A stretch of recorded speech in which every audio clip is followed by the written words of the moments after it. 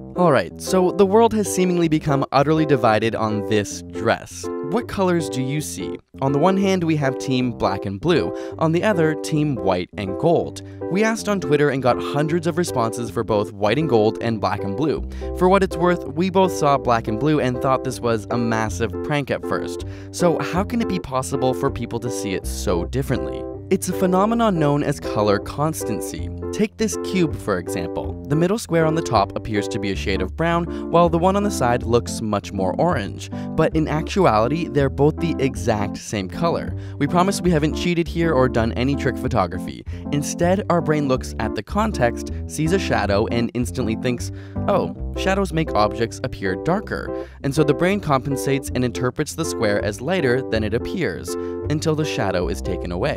Back to the dress, and we have a similar situation, except here the context is very arbitrary. We're so close up to the dress that we don't really know its surroundings, and the brain has to make assumptions. People who picture the dress as white have brains which may be interpreting the dress in a blue lit room, for example, as in it's near a window with a bright blue sky.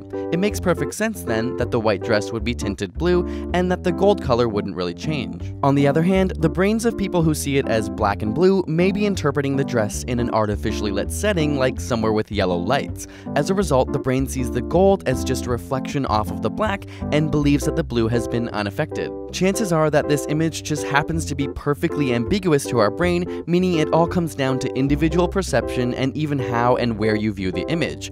From a factual standpoint, the dress is blue. In fact, here are some other pictures of it. But this is a beautiful example of how our brains have evolved to interpret the world around us without us even realizing.